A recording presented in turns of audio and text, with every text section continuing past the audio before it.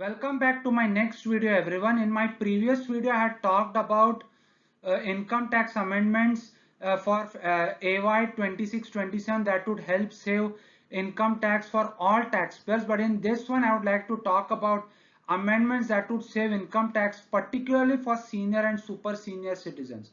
Senior citizens means those who are 60 and above, and super senior means those who are 80 and above. Senior means 60 and above, but less than 80. Now these people, they have lived a very long life. They have been doing jobs and all. They have contributed to the economy of our nation. So it's only fair that our act provides more benefits for them than it does for the other taxpayers. So what are the benefits that the amendments are provided for senior and super senior? That we'll look into further. So in my previous video, I had talked about the new income tax slab, 0 to 4 lakh, 4 lakh to 8, 8 to 12 lakhs and so on, reaching up to maximum rupees 24 lakhs, and 24 lakh and above is taxable at 30%. The slab rates being 5, 10, 15, 20, 25, 30 for each of the slabs with an intervals of 4 lakh rupees, with the maximum tax free limit being 4 lakh rupees. So under the new regime, this includes senior citizens as well. The zero tax income is something around rupees 12 lakh 75,000, especially if you are a salaried person who is taking pension from your employer, former employer, that is. So if you are taking pension from your former employer, that comes under salary, and you are just like I talked in my earlier video, you are under the new regime, you are entitled to receive 75,000 rupees at the standard deduction, regardless of what expenses you have actually incurred, whether those expenses are deductible or not. This 75,000 is standard. It is compulsorily deductible on the not compulsory deductible. This is a deduction that is availed by all senior citizens regardless of your economic circumstance, social standing and so on. Then again section 87A rebate, if your income is up to rupees 12 lakhs, you are entitled to avail rebate of 60,000 rupees on your tax. Effectively your entire tax amount would get wiped out by the rebate. So 60,000 will be out. So what is the final net effect of all this? So if you are earning a pension up to 12 lakh rupees, and let's say you have 12 lakh rupees, and not just 12 lakh, let's say 12 lakh 75,000 rupees, just by chance, and under the tax calculation 75,000 standard deduction is deducted. You are left with net income of 12 lakhs, by which after calculating tax you can avail rebate of rupees 60,000 and your entire tax gets wiped out. So 12 lakh 75 zero tax income is availed under the new regime. Of course, this is for all taxpayers, not just senior citizens, but senior citizens also this applies. So moving ahead, now if you are availing the new regime, this section will not be particularly available, but as in the benefit of this section will not be particularly available. But if you are availing the old tax regime, then this section is available, section 80 TTB.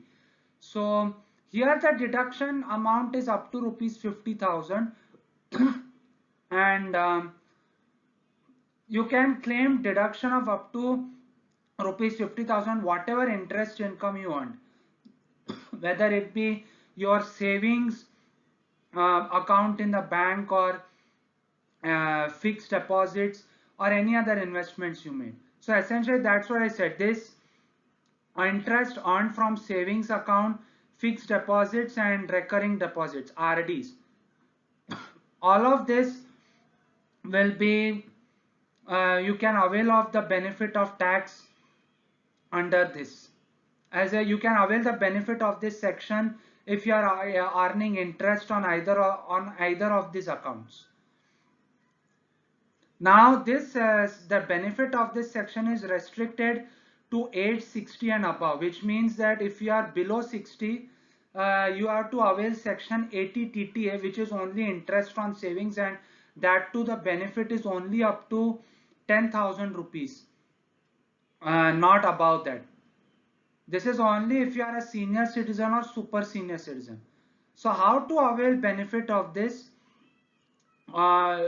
You have to go to the bank and update your KYC records, your date of birth or whatever it is, using your Aadhaar or PAN or whatever KYC your bank demands. You have to update your KYC records. That way the bank could determine that you are a senior or super senior citizen and accordingly deduct tax on your, and accordingly allow the deduction, section 80 TTP deduction on your interest. Then now this is one particular section which is available for senior citizens who are 75 and above, section 194P. Now before I go ahead, I would like to clarify this section a bit further. This section is literally the no ITR exemption, which means that if you are a senior citizen who is 75 and above, and you have a bank account in a specified bank, a bank specified by the central government, and you are earning interest on that account, and pension from your previous employer is being deposited in that account periodically, but apart from this too you don't have any other income, then the bank is obliged to deduct the TDS from these incomes which are deposited in your account, and after deducting the TDS and depositing with the government, as a citizen you do not have to bother with filing ITR at all. Yes, which means that if you are earning pension, if you are earning interest, and all of this is going in only one bank account in a bank specified by the government, the bank will deduct the TDS and deposit it. You don't have to do anything. You don't have to file the ITR even. That's the exemption. That said, there are basically if you want to avail the benefit of this section, the first thing you have to do is verify the income. The one caveat of this section is the income must be exclusively pension and interest. There should be no business income of your own, and you should not be earning income by way of any rent from any properties. If you are earning income by either of these, then you have to file the ITR regardless of what age you are. Then another way is consolidate bank. You have to ensure that your pension and interest income, they are credited into the exact same specific bank account, which means that you should not try out the trick of having interest in one account and pension in another. The one bank account, interest must be in that account, pension must come into that same account as well. That way the bank would help, it would help the bank and the government track your income and accordingly smoothen out the process of deducting and depositing the TDS and ensuring that you are exempt from ITR as well. Then next is you have to submit a declaration. Now this declaration must be submitted in a form called this form. You can go to your bank and avail this form. It's called Form 12B Form Form 12 BBA. Now under Form 12 BBA, the Form 12 BBA would ask for your PAN, your Aadhaar number, your PAN number, then your name, address, then how much pension you are getting, who was your former employer, and so on. So this declaration you have to submit to your bank. The bank would calculate your income. It would on the basis as it would normally be calculated by the taxpayer himself. like it would calculate the net taxable income taking into account the deductions and all, especially if you are availing of the old regime.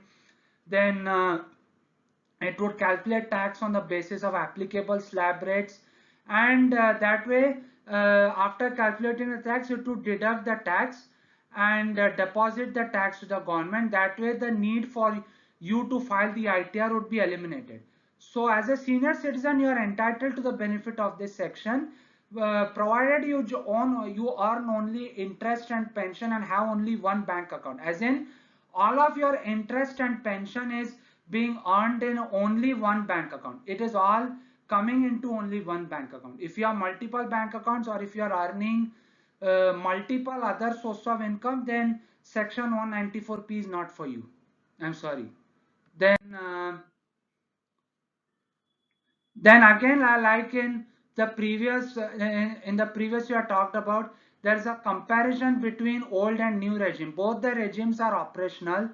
The new regime is by default, but if you are a senior who have very high medical expenses, or if you took home loans and you have to pay a huge amount of them, then you may prefer the old regime if you want deduction, since the new regime doesn't allow for deductions by and large. So let's take out comparison. Under old regime, the exemption limit differs. If you are 60 and above but less than 80, tax-free income limit is 3 lakhs. If you are 80 and above, it is 5 lakhs. When it comes to new regime, however, for everyone, whether it be senior citizens or super senior or other taxpayers, tax-free limit is 4 lakhs. Then under section 80C, if you are paying LIC premiums, or if you are depositing in the PPF, or you are paying interest on home loans and all, you can avail deduction under 80C under the old regime up to 1.5 lakhs. But unfortunately, the new regime does not allow for such exemptions. Then under section 80D, you can under the old regime you are allowed to avail the exemptions. Section 80D usually relates to payment of medical premiums if you avail mediclaim policies and so on, or other medical payments you're making to hospitals and so on. Up to 50,000 under the old regime you can avail the benefit, but the new regime again does not allow for such deductions. Then section 87A rebate. Under the old regime, up to 5 lakhs income, you are allowed a rebate of up to 12,500. Under the new regime, the limit is much higher, 60,000, and the income up to which you can avail the benefit is up to rupees 12 lakhs. Now moving ahead. Now section 80D tax protection. So under the now this is only allowed under the old regime. New regime may you cannot avail of this benefit. So under section 80D you can secure deduction of up to rupees 50,000 for if you have paid any medical insurance premiums and related expenses for yourself, for either your wife or husband if she also senior citizen, or if you have any children who are dependent on you. Then under current tax rules, if you have paid any medical insurance premiums for yourself, your spouse, that is either your equally senior or super senior husband or wife, or any children who are dependent, under the current tax rules you are allowed to pay it. Of course, this depends dependent children. Now, if it is a senior citizen over 60, however, what happens if he does not have, if he or she does not have health insurance? Now, section 80D works if you have health insurance. But what happens if you don't have insurance and you're not paying premium? So how you can claim this exemption? Not to worry, it turns out you can claim up to 50,000 if you have incurred actual medical expenses, like you've been to hospital or you've been to other doctors, you had to incur money, you had to spend money on their fees, and you can provide those receipts of those payments as proof for incurring exemption under this section. So this is for insurance premiums, and if you are an uninsured senior, then also. Now when it comes to preventative care, now obviously if you are not as a senior citizen or super senior citizen, health issues are a very likely possibility. So even if you are not suffering from health problems, you would obviously feel the urge to go for a health checkup to identify any potential problems and take measures to prevent them. So if you go for a checkup and you pay for them, then the then the deduction allowed would be up to rupees 5,000. Again, this would be allocated. This would include any expenses you paid for yourself and your senior, equally senior or super senior husband or wife, and so on. Now moving ahead. So how do you to use the new tax regime as a super senior or senior citizen, or both of the regimes really, to save tax? So number one, it's best to choose wisely. So this new regime, it is more tax efficient for individuals who earn up to rupees 12.75 lakhs per year. As I said earlier, you have 75,000 standard deduction and tax rebate on income up to 12 lakhs. The whole tax gets nullified. So if you choose the new regime and your income is only this much, then the new regime would help you to save. Of course, if you are earning a bit more, or if you are earning under the, if you want to avail the old regime because of expenses you incurred which you want to claim deductions for, then you can avail the old regime also. But if your income is 12 lakh 75,000 or lower than that, then go for the new regime. Then next is to automate savings. So if you are 75 or older, then and you are only earning income, you have only one bank account and you are earning only interest and pension which is being deposited in the same account, then utilize the benefit of section 194p. Have your bank just file a declaration under 12 BBA with your bank. The bank will take care of all your tax procedures. It will calculate the tax for you, it will pay your tax for you, and under this section you'll not even need to file ITR. Yeah, I mean this section ensures that you are completely exempt from filing income tax return. So you can thereby save on having to pay money to a chartered accountant or tax return preparer for filing income tax return as well. So that way this section help you to eliminate tax paperwork and your annual financial obligations would be streamlined.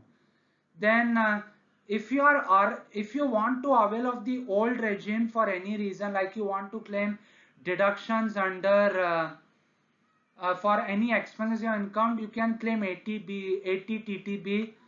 Then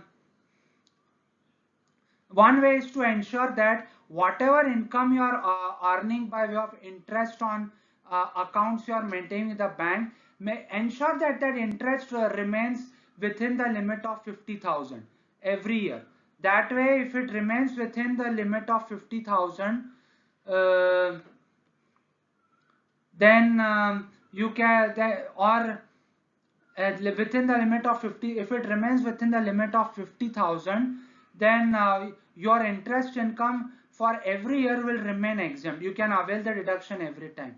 Then another way is stay insured. Now obviously under section 80D it is said that you can avail of the benefit of 80D even if you are not insured. However, that is a somewhat risky option, since the income tax department often has disputes regarding what sort of documents you could avail use to avail deductions. Most of the times the income tax department makes a fuss of documents to ensure you don't get the deduction you deserve. So it is best to stay insured, and plus by being insured, the insurance company would pay your medical expenses for you if you have to undergo treatment for any reason. And of course, you get a deduction of 50,000 and so on the insurance premium you pay. So, not to mention, uh, by not being insured, you are forced to incur a lot of medical expenses, and even then, the limit is only up to rupees 50,000. Meaning, the much of the expenditure you would incur, you will not get the benefit of deduction. So it's best to stay insured. You'll only have to pay the premium. The insurance company will take care of your medical expenses, and you get the benefit of deduction for that premium.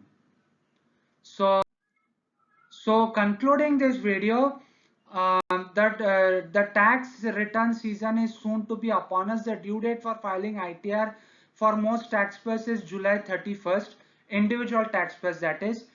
Since I presume all of you are watching this video are all individual taxpayers. So I hope this video has proved helpful to those of you watching who are senior citizens and super senior citizens in your tax planning. So thank you again for watching this video. I hope this video proves helpful to all of you. Please like, comment and recommend this video to anyone else you know. Please also subscribe to my channel at Siddharth Bhatt 4898 for more of my videos, and recommend that channel also to anyone else you know. Once again, thank you all for watching this video. Thank you all for your time. Thank you all. Thank you.